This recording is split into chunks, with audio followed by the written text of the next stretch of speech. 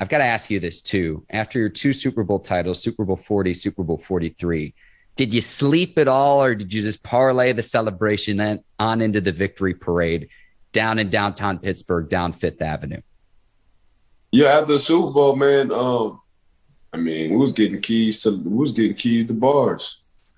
You know, like we changed the city. Like, you know, we it's some things I can't say.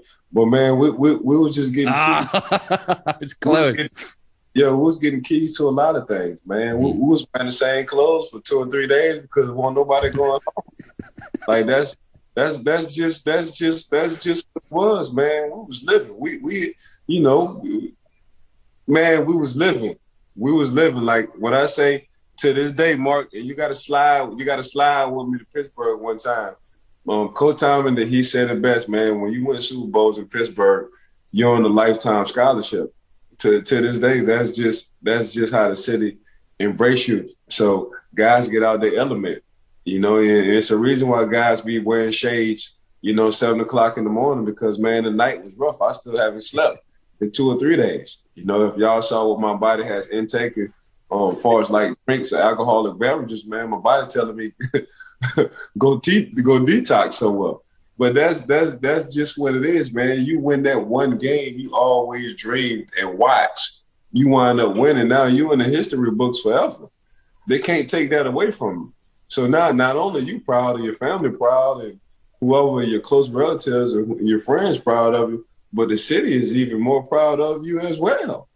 So that parade was a mother. Like Troy jumped off the boat into the crowd, and they caught him like they saw Jesus. They made sure he ain't touched the ground at all. And they wind up throwing him back. They wind up throwing him back on the boat.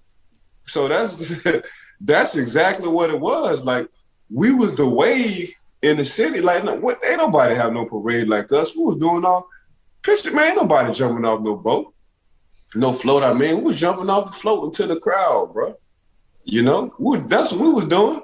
Man, they canceled school in Pittsburgh. That's what we was doing. Man, we won a Super Bowl. They can't. Ain't nobody got to go to school. Ain't nobody got to go to work. Like that's what we was doing in Pittsburgh.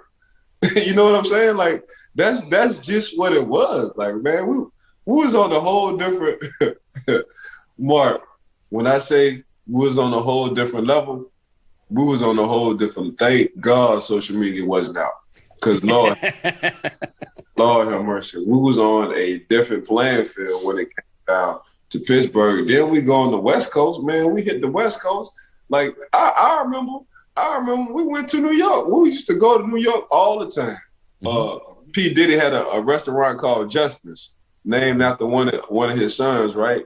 He was like, man, who the hell are y'all? It was like, man, we the Pittsburgh Steelers. Like every time I see y'all just take all my girls. That's well, didn't he think that you guys lived in New York? He thought we lived in New York.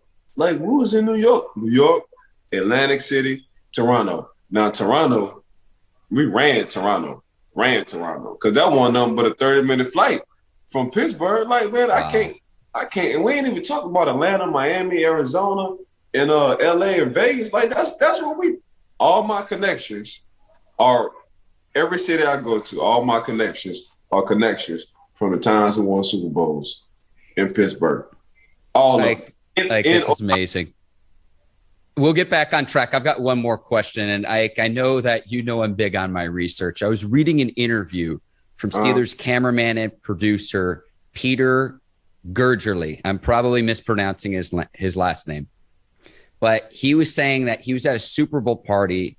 He was standing next to you, Mike Logan, holding the crunk chalice of Lil Jon, who's friends with Clark Hagan, standing next to Kid Rock.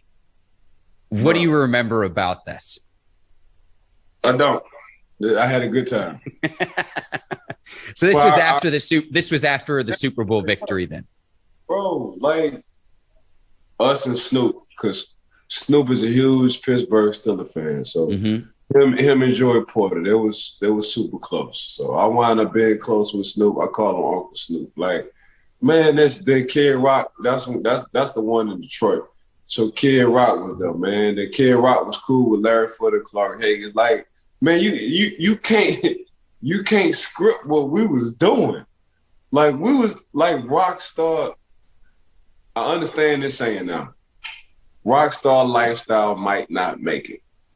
Because when you're living like a rock star, you don't know if you're going to make it to the next hour, minute, day, or second. That's what we was doing. We was living in the moment.